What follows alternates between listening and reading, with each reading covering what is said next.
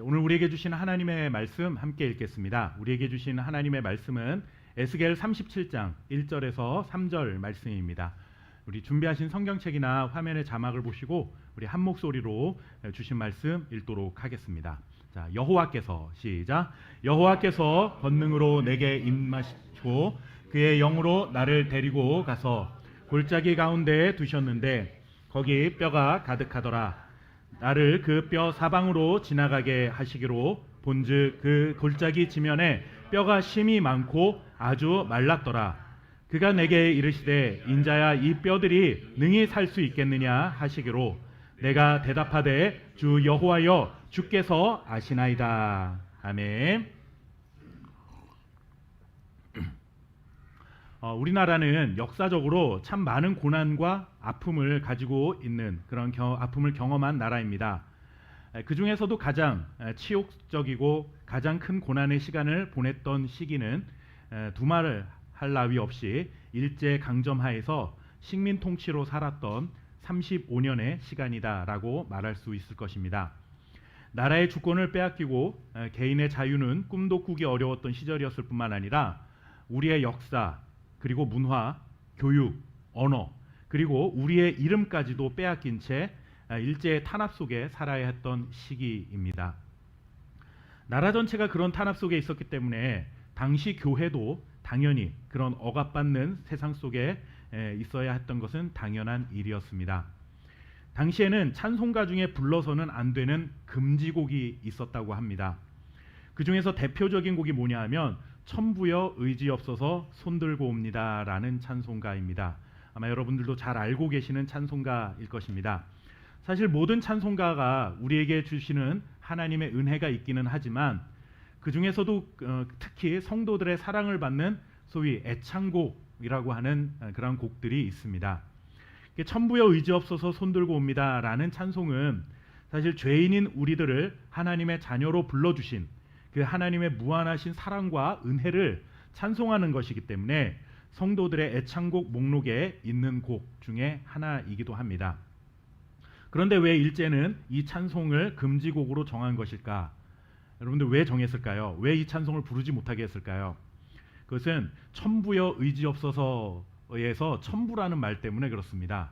천부, 즉 하늘의 아버지는 오직 일본의 천황뿐인데 일본 천황 외에 또 다른 하늘의 아버지 천부가 어디 있느냐라는 이유 때문에 교회를 다니는 성도들에게 이 천부여 의지없어서라는 찬양을 부르지 못하게 한 것입니다. 그 외에도 몇 곡이 금지되었던 곡들이 있는데 다 우리가 잘 아는 곡들입니다. 십자가 군병들아 주 위에 일어나, 또 마귀들과 싸울지라 죄악 벗은 형제여, 또 하나님의 나팔 소리 천지 진동할 때에 등과 같은 찬송도 부르지 못하는 금지곡 중에 하나였습니다. 왜냐하면 군가와 같은 찬송이기 때문에 자칫 이것이 일제에 대한 대항 심리를 자극한다고 그들이 생각했기 때문에 예배는 드려도 이 찬송은 불러서는 안 된다라고 금지를 시킨 것입니다. 특히 3.1 운동 이후에는 예배 시간에 일본 순사들이 교회에 와서 설교를 감시하기도 했고 그리고 설교 내용을 상급기관에 보고하기도 했습니다. 우리가 그렇지 않은 시대에 이렇게 마음껏 예배드릴 수 있다는 것이 얼마나 감사한 일인지 모르겠습니다. 그리고 찬송가 중에 금지곡이 있었던 것처럼 모세와 출애굽기에 대한 설교를 금지시켰다라고 합니다. 여호수아에 대한 설교도 금지시켰습니다. 그리고 오늘 우리가 살펴보려는 에스겔도 설교를 해서는 안 되는 책 중에 한 권이었습니다. 왜 이런 인물과 성경 본문에 대해서 설교하지 못하게 했느냐 하면 모세나 여호수아의 행적과 이들에 대한 설교는 암암리의 민족의 해방과 그리고 또 독립정신을 고취한다라고 생각했기 때문에 모세와 여호수아에 대해서는 설교하지 못하도록 한 것입니다. 잘 아는 것처럼 이스라엘 백성들이 애굽의 노예로 살다가 모세를 통해서 애굽을 탈출하게 되었고 또 이제 애굽 40년 동안 광야 생활한 이후에 이제 모세를 이어 지도자가 된 여호수아를 통해서 하나님이 약속하신 땅에 들어가 자유를 누리게 되었던 이런 사람들, 이런 민족의 역사를 이끌었던 지도자이기 때문에 모세와 여호수아에 대해서는 설교하면 안 된다라고 그렇게 금지를 하는 것, 우리 교회를 다닌 사람으로서는 이해가 되진 않지만 그래도 당시 일본의 상황으로 보자면 그럴 수 있었겠구나라는 생각이 들기도 합니다.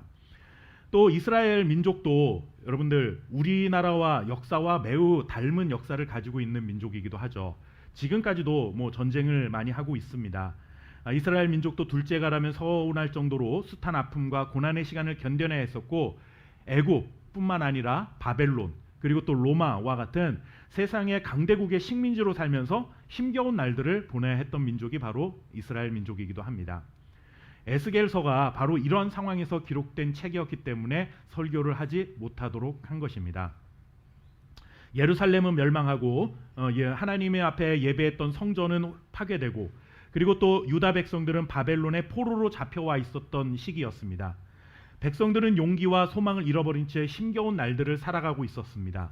바로 이런 백성들에게 민족의 소생과 그리고 회복의 꿈을 보여주신 책, 그것을 꼽으라고 한다면 바로 오늘 우리가 함께 읽었던 에스겔이라고 하는 이 말씀이 바로 그와 같은 소망과 꿈을 주는 책이었다라는 것이죠.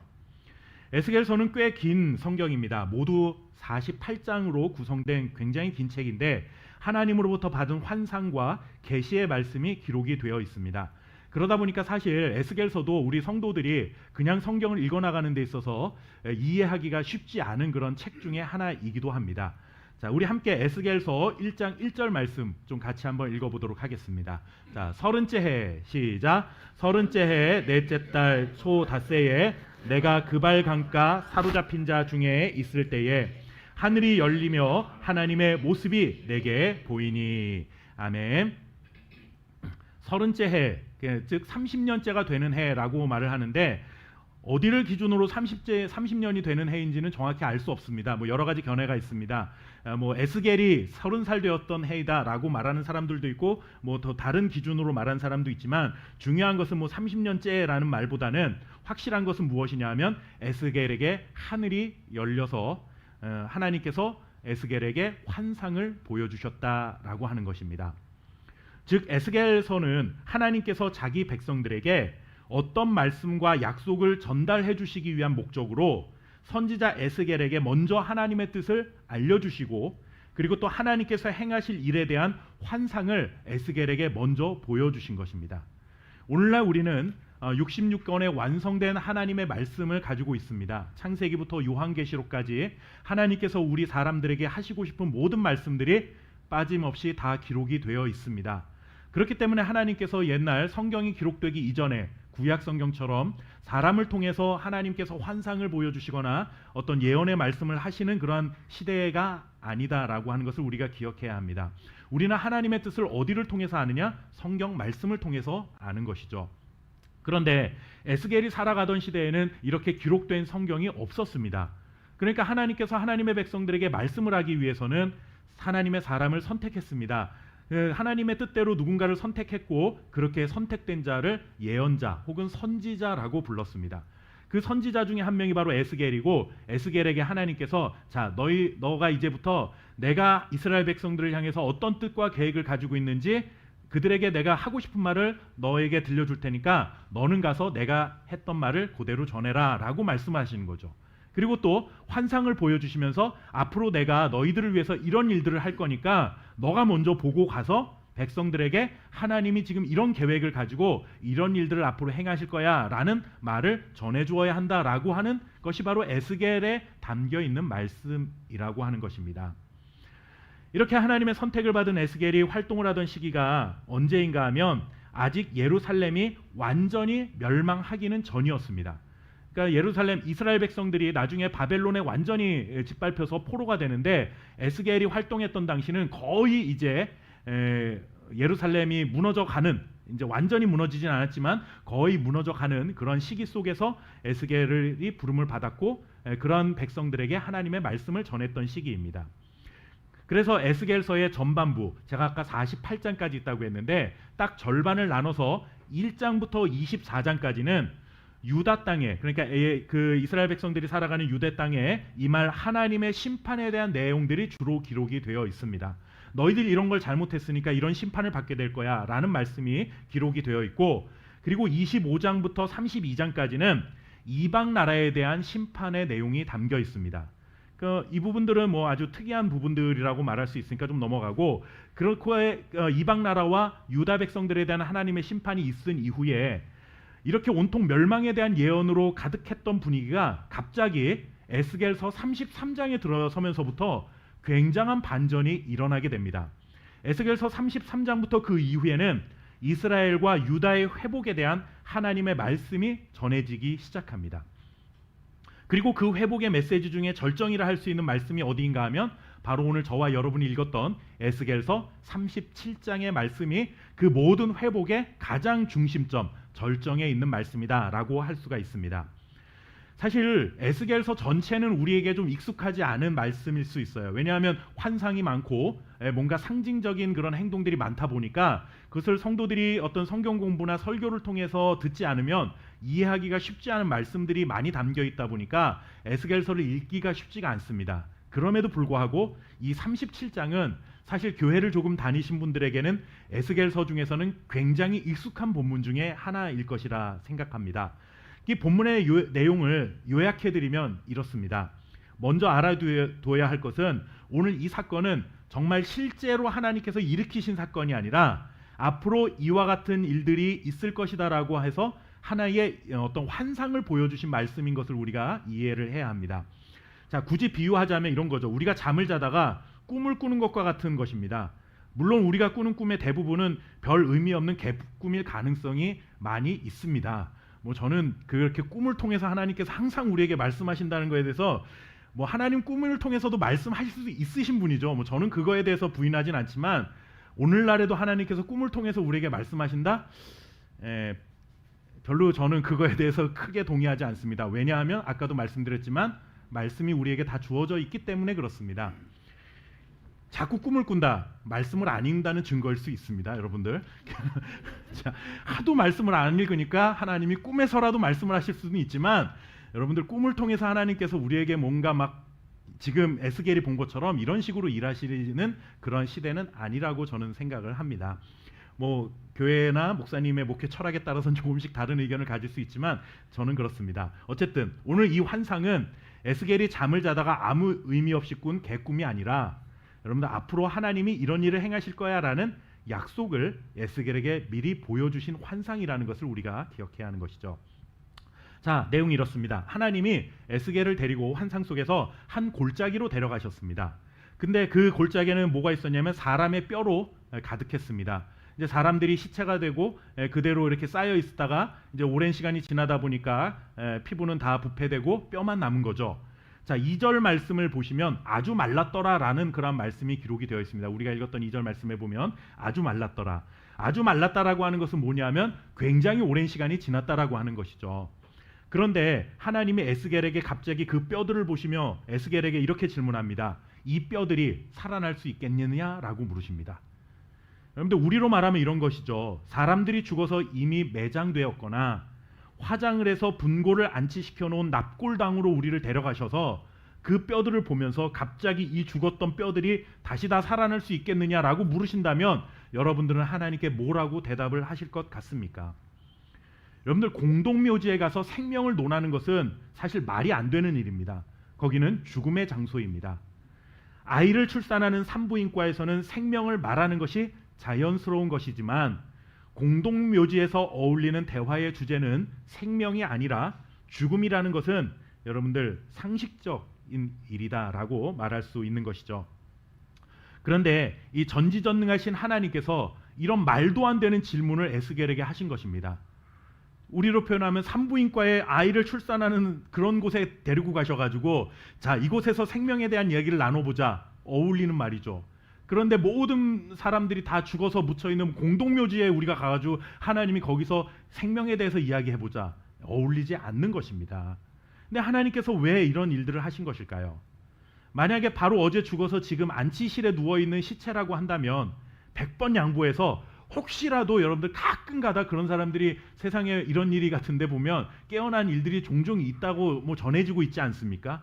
그렇다고 한다면 바로 어제 죽은 사람을 앞에 두고 하나님께서 이 사람이 살아날 수 있겠느냐라고 물으신다면 혹시 하나님께서 일을 행하시면 그런 일이 일어날 수 있습니다라고 대답할 것 같은데 지금 이 상황은 어떤 상황입니까? 뼈가 완전히 말랐더라라는 것입니다.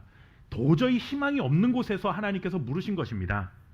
다시 살아날 가능성은 정말 눈꼽만큼도 없는 절망적인 상황에서 하나님이 질문을 하신 것입니다. 상식적으로, 이성적으로, 과학적으로 아무리 생각해봐도 절대로 이루어질 수 없는 황당하고 불가능한 일이 분명한 것이죠.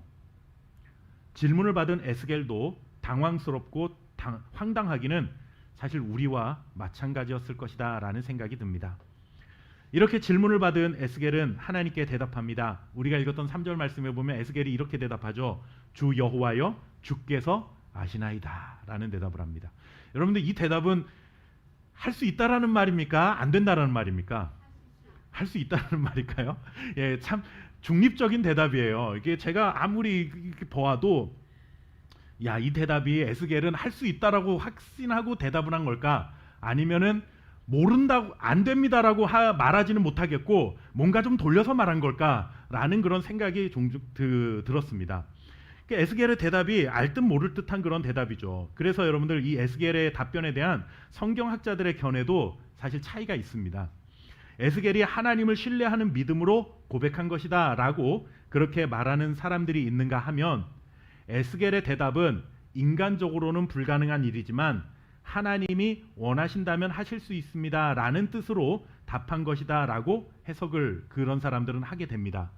하지만 에스겔의 답변은 이게 어떻게 가능한 일입니까? 하나님 정말 너무하십니다 라는 의미가 담겨있는 답변이라고 해석하는 경우도 있습니다. 아무리 하나님이라도 그렇지 죽어서 이미 말라 비틀어진 뼈들이 어떻게 살아납니까? 말도 안 되는 소리 하지 마십시오 라고 말하고 싶은데, 그래도 하나님의 부르심을 받은 선지자라고 하는 사람이 어떻게 하나님한테 그렇게 항변하며 대들 수 있겠습니까? 그렇게 말하지는 못하고 조금 고상하고 우아하게 돌려 말한 거죠. 아닌 척하면서 에이, 그런 일은 안 일어납니다 라는 의미를 담아서 이 말을 한 거다라고 해석을 하시는 분들도 있습니다. 사실 어떤 것이 정확한 것인지 확실치는 않습니다. 그분의 앞서 말한 확실하다라고 그럴 수 있습니다라고 해석하는 사람들의 입장도 나름 일리가 있고, 그렇지 않다라고 말한 사람들의 의견도 일리가 있기 때문에 어떤 것이 정확한 것인지 모르겠습니다. 나중에 천국에 가시면 에스겔 만나서 물어보시면 좋을 것 같습니다. 자, 근데 여기서 중요한 것은 여러분들, 에스겔이 하나님의 능력을 신뢰했느냐 안 했느냐 이것이 중요한 것이 아닙니다. 이게 무슨 말이냐 하면, 하나님이 이 질문을 에스겔에게 하시고 에스겔이 아멘 믿습니다 하면 살아나고, 반대로 에스겔이 에이, 말도 안 되는 소리 하지 마십시오 라고 하면 아무 일도 일어나지 않는 것이 아니라는 것입니다. 이 질문은 에스겔의 믿느냐 안 믿느냐를 물으신 질문이 아니라는 거예요.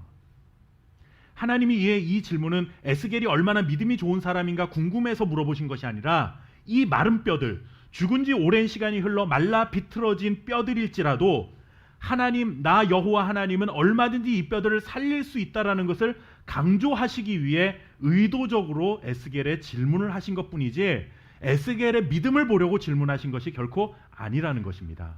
그러니까 에스겔이 만약에 하나님 정말 말도 안 되는 소리 하지 마세요, 어떻게 이 뼈들이 살아납니까? 라고 대답했다 할지라도 하나님은 이미 어떤 계획을 가지고 계셨느냐? 이 마른 뼈들을 살려서 뭔가 대단한 일을 하시겠다라고 하는 뜻과 계획을 이미 가지고 계셨다라는 사실이 중요한 것이죠.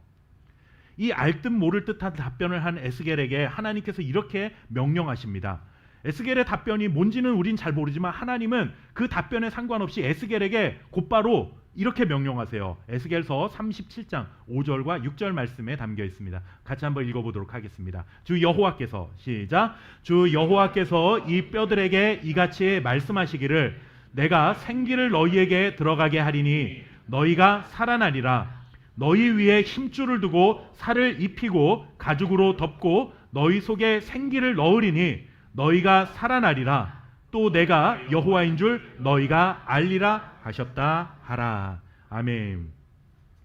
여러분들, 죽어서 말라 비틀어진 뼈들을 향해 하나님께서 뭐라 말씀하십니까? 너희에게 생기를 넣어줄 것이니 살아나라 라고 명령하십니다. 너희 안에 힘줄이 생겨나고 살을 입히고 피부가 덮이고 너희 안에 생기를 넣을 것이니 살아나라, 이렇게 외치라 하는 것입니다. 에스겔은 하나님의 명령을 따라 뼈들을 향해 외쳤습니다. 에스겔이 믿음이 좋아서 여러분들 이 뼈들이 살아난 것이 아니라 하나님이 에스겔을 통해서 명령하게 하셨고, 그 명령한 에스겔의 명령을 통해서 하나님의 능력이 임하게 되어 놀라운 일이 일어나게 됩니다. 에스겔서 37장 7절 말씀, 어떤 일들이 일어나는지 우리 함께 말씀을 읽어보겠습니다. 시작. 이에 내가 명령을 따라 대언하니 대언할 때에 소리가 나고 움직이며 이 뼈 저 뼈가 들어맞아 뼈들이 서로 연결되더라. 아멘. 여러분들, 죽었던 뼈가 움직여서 서로 맞춰지는 거예요. 사실 말이 안 되는 소리지 않습니까? 우리 상식적으로 생각해보면 이거 어떻게 이런 일이 일어날 수 있습니까? 그런데 여러분들 생각해 보세요. 이건 에스겔이 능력이 있어서 이와 같은 일을 한 게 아니라, 이 일을 행하신 분이 에스겔이 아니라 사람이 아니라 누구라고요? 세상을 창조하신 하나님이라는 데 있습니다. 여러분들, 우리는 이런 에스겔서 37장에 에이 말도 안 되는 이런 말이 어딨어 라고 그렇게 이야기하고 그렇게 생각될지 모르겠지만, 여러분들 더 이전에 성경책으로 한번 가보십시오. 창세기 1장 1절을 한번 가보세요. 거긴 더 말도 안 되는 이야기가 있지 않습니까? 하나님이 태초에 천지를 창조하시니라. 여기에는 여러분들 마른 뼈라는 것이라도 있죠. 재료라도 있잖아요. 그런데 하나님이 세상을 처음 만드실 때는 아무것도 없는 상태에서 그냥 말씀으로만, 빛이 있으라니까 빛이 있었고 해가 있으라니까 해가 있고, 뭐 그렇게 말씀으로 모든 것들을 만들어 가셨던 하나님의 능력이라면 마른 뼈를 여러분들 살게 하시는 것 정도야 얼마든지 우리 표현으로 식은 죽 먹기 아니겠습니까? 그런데 우리는 성경을 보면서도 에이 이런 일들이 어떻게 일어나 라고 말을 하는 거예요. 놀라운 일이라는 말로는 표현이 다 안 되는 그런 정말 어처구니 없는 일일 수 있습니다. 그런데 여러분들 이것을 두고 세상은 뭐라고 부릅니까? 기적이라고 말합니다. 그리고 때로는 뭐 기적이라고 말하는 것까지는 그래도 좀 이해하는데, 심지어 어떤 사람들이 이제 믿지 않는 사람들은 거짓말이다라고 말을 합니다. 여러분, 이 말씀이 우리에게는 기적입니까? 아니면 말도 안 되는 거짓말입니까? 여러분은 어떻게 여기고 계십니까? 만약에 제가 지어낸 말이라면 거짓말이겠죠. 제가 한 얘기라면 거짓말이죠. 제가 어제 집을 가는데 어디 길가에 이렇게 닭뼈들이 있길래 살아나라 그랬더니 닭으로 살아났더라. 제가 여러분들 믿으십니까? 그러면 그거 거짓말이에요. 말도 안 되는 소리죠. 저는 그런 사람을 혼미하게 만드는 사이비 교주가 아닙니다, 여러분들. 이 말씀은 살아계신 하나님의 말씀이기 때문에 제가 전하는 것입니다. 성경이 기록된 하나님의 말씀이기 때문에 우리에게는 거짓말처럼 보이는 말도 안 되는 일이긴 하지만, 이 하나님이 행하신 일이며 하나님이 보여주신 환상이기 때문에 우리는 이것을 기적이라고 말하는 것입니다. 하나님이 에스겔에게 마른 뼈 환상을 통해 무엇을 알려주고 싶었던 것일까요? 이렇게 거짓말 같은 기적을 통해 뭔가를 알려주고 싶었기 때문에 이 일을 행하신 것 아니겠습니까? 첫 번째는 두 가지 뜻이 담겨있는데, 첫째는 이것입니다. 이스라엘의 회복과 귀환이 약속된 것입니다. 오늘 이 환상은 이스라엘 백성들이 바벨론의 포로로 잡혀온 지 10년이 지났을 때 주어진 예언의 말씀입니다. 10년이 지나서 여러분들 바벨론 포로로 잡혀서 10년이 지나면 사람들의 마음속에는 여러분들 어떤 마음이 들겠습니까? 어제 막 포로로 잡혀왔다. 그러면 사람들은 그래도 기대가 있어요. 그래도 우리가 조금 있으면 돌아갈 수 있을 거야. 뭐 이런 기대가 있지만, 이 시간이 여러분들 10년 정도 되어버리면 이제 그때부터는 거의 대부분이 자포자기하고 살죠. 이제 돌아갈 수 없어. 소망은 없어. 라고 그냥 그런 신락 같은 희망마저도 놓아버린 채 살아가게 될 것입니다. 남아있는 것이라고는 절망밖에 없습니다. 희망을 갖는 것은 사치에 불과하고, 신락 같은 희망을 갖는 것 때문에 오히려 더 고통스러워지는, 우리는 그것을 뭐라고 부릅니까? 희망 고문이라고 부르죠. 희망 고문이라는 말을 떠올리게 되는 상황이 되고 마는 것이죠. 바로 이런 마음의 상태가, 여러분들 이런 이스라엘 백성들의 마음의 상태가 바로 이 환상 속에 보여주신 말라비틀어진 뼈들이 그들의 마음을 대변하고 있는 것입니다. 하나님이 에스겔에게 왜 말라비틀어진 뼈를 보여주셨느냐? 10년이 되어버린 너희들의 마음, 너희들의 영혼의 상태가 지금 이와 같다라는 것을 보여주신 것입니다. 아무것도 소망이 없다라는 것이죠. 생명은 없습니다. 아무것도 기댈 수 없는 절망적인 상황, 기대를 갖는 것은 오히려 더 괴로운 상황, 차라리 아무 생각 없이 살아가는 것이 그나마 고통을 잊고 살아갈 수 있는 유일한 방법이 되는 그 순간, 바로 이런 처지에 있는 유다 백성들에게 하나님께서는 환상을 보여주심으로 소망과 큰 위로를 전해주고자 하셨던 것입니다. 너희들의 힘오르는 절망이 맞지만 지금 이 순간에도 하나님은 너희를 포기하지 않으셨다. 너희들을 기억하고 계신다. 하나님이 살아나라 외치는 그 순간이 오면 너희들 그 마른 뼈처럼 말라 비틀어졌던 마른 뼈가 살아나는 것처럼 너희의 영혼도 회복되는 이러한 놀라운 일이 일어나게 될 것이다 라는 약속을 이들에게 주시기 위하여 이 마른 뼈 환상을 보여주셨다라는 것입니다. 또 한 가지 담아놓으신 의미는 하나님의 변함없는 다스림을 보여주시기 위함입니다. 여러분들 구약시대 사람들이 가지고 있었던 신에 대한 개념은 이런 것이었습니다. 이 지역에서 섬기는 신이 있습니다. 예를 들면 A라는 마을에서 민족이 섬기는 신이 있다면 그 민족이 섬기는 신이 그 지역을 다스린다. 그 지역을 통치한다라는 이런 생각을 가지고 있는 거예요. 그러니까 이 지역을 다스리는 신이 있고 또 이 지역을 다스리는 신이 있는 거죠. 가나안에는 가나안 신이 있습니다. 가나안 땅에는 가나안을 다스리는 가나안 신이 있고 모압 땅에는 모압 땅을 다스리는 신이 있고 바벨론에는 바벨론을 다스리는 신이 있다라고 믿었다라는 거예요. 각기 그 신들이 자신들의 영토를 다스린다는 생각인데 그래서 여러분들 어느 지역에 사느냐 하는 것은 우리처럼 그냥 거주지를 여기에 정한다라는 그런 의미가 있는 게 아니라 내가 그 땅에 살게 되면 그곳에서 섬기는 신을 함께 섬기겠다라는 의미가 담겨 있는 것입니다. 그러니까 우리가 이것을 토착신 뭐 이렇게 말을 하잖아요. 그 지역에 있는 신이 있다라는 거죠. 자, 그러면 이들이 신부는 하나님의 백성들 유대인이지만 지금은 어디에서 살고 있는 사람들입니까? 바벨론의 포로로 잡혀와서 바벨론이라는 땅에서 살고 있는 사람들입니다. 그렇다면 이들은 바벨론 땅에서 하나님을 섬기는 자들이 아니라 누구를 섬기는 자들이에요? 바벨론이 섬기는 바벨론 신을 섬겨야 하는 자들이다라고 하는 것이죠. 그런데 여러분들 오늘 이 마른 뼈 환상을 통해 하나님께서 뭘 보여주십니까? 온 세상을 다스리는 분은 바로 하나님이시다라는 사실을 그들에게 보여주신 것입니다. 신들 중에 신이요 통치자 중에 통치자라는 사실을 분명히 깨닫게 하신 것입니다. 우리 조국은 멸망당하고 하나님의 성전인 이방인들에게 짓밟혀서 무너져 내렸고 지금 우리는 낯선 이방인의 땅에서 살아가고 있지만 하나님이 바벨론의 신에게 패배하신 것이 아니라 하나님은 죽지 않고 살아계신다라는 것을 그들에게 보여주신 것이죠.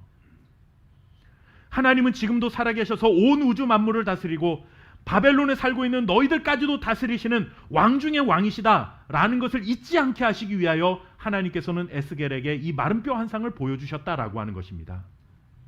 하나님이 이 환상을 통해 분명히 알려주고 싶었던 것이 있습니다. 노예의 신분으로 이방인의 땅에서 고난당하는 하나님의 자녀들을 잊지 않고 있다.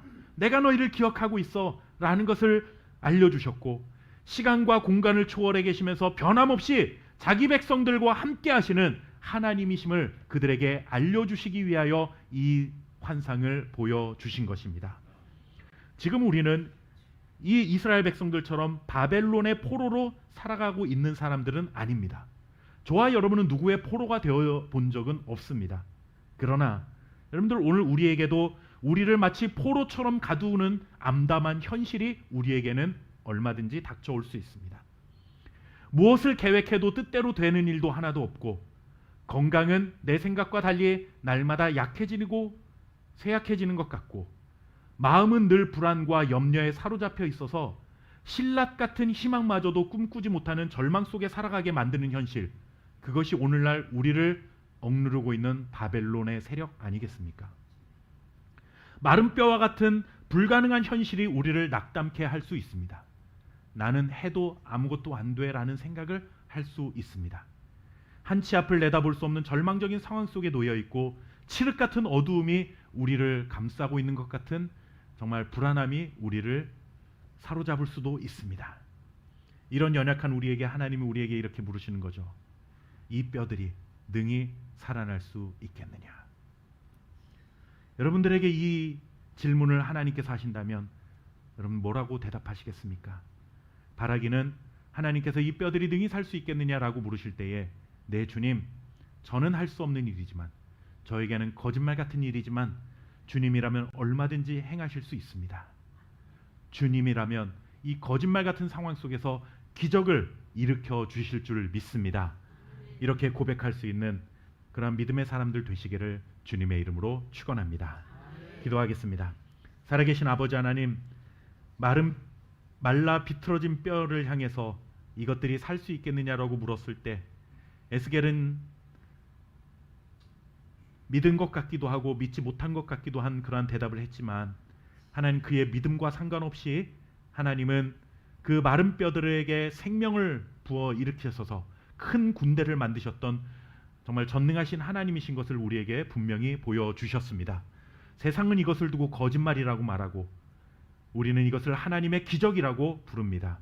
주여, 우리가 살아가는 세상 속에 지금은 바벨론이라는 세상은 없어졌지만 지금도 바벨론처럼 우리의 삶을 두렵게 하고 우리의 소망을 잃게 만드는 절망적인 현실이 우리를 억누를 때가 참으로 많이 있습니다. 그러한 순간에 하나님 아버지, 우리는 무엇을 의지하고 살아가야 되는가 눈물 지으며 두려움과 불안 속에 살아가지만 하나님 우리에게 와서 물으실 줄 믿습니다. 이 뼈들이 능히 살아날 수 있겠느냐라고 물으실 때 주님, 저는 아니지만 주님은 하실 수 있습니다. 주님은 얼마든지 거짓말 같은 기적을 일으키실 수 있는 분이십니다. 고백할 수 있는 믿음의 사람들이 될 수 있도록 은혜 베풀어 주옵소서. 하나님, 그리하여 불안과 염려에 붙들려 살아가는 자들이 아니라 하나님의 능력에 붙들려 살아가는 우리 함께 교회 성도들이 될 수 있도록 축복하여 주옵소서. 오늘도 우리에게 이러한 격려와 또 하나님 아버지여 하나님의 통치하심을 알게 하신 그 은혜에 감사하여 하나님 앞에 예물을 드립니다. 이 예물이 정말 하나님께 아름답게 드려진 우리의 믿음의 고백이 될 수 있도록 도와주시옵소서. 하나님, 교회와 또 이웃들을 섬기는 일에 아름답게 사용되어지는 복된 예물이 되게 하시고 구별한 모든 손길 위에 하나님의 복을 더하사 이 땅 가운데 살아가는 날 동안 마실 것, 입을 것, 또 먹을 것 때문에 염려하지 않게 하시고 하나님 모든 것들을 채워주실 것을 믿고 담대하게 믿음의 길을 걸어갈 수 있는 주의 자녀들 될 수 있도록 축복하여 주옵소서. 언제나 땀을 흘리며 수고한 대로 결실을 거두게 하시는 하나님의 은혜를 사모하며 살아가는 자들이 될 수 있도록 주여 우리에게 은혜를 더하여 주옵소서. 날씨가 점점 더워집니다. 몸과 마음이 연약해지거나 무기력해지지 않아도록 도와주시고 우리에게 날마다 생기가 넘치게 하시는 하나님의 은혜 안에서 살아가는 사랑하는 우리 함께 교회 성도들이 될 수 있도록 축복하여 주옵소서. 감사드리며 이 모든 말씀 우리 구주 예수님의 이름으로 기도하옵나이다. 아멘.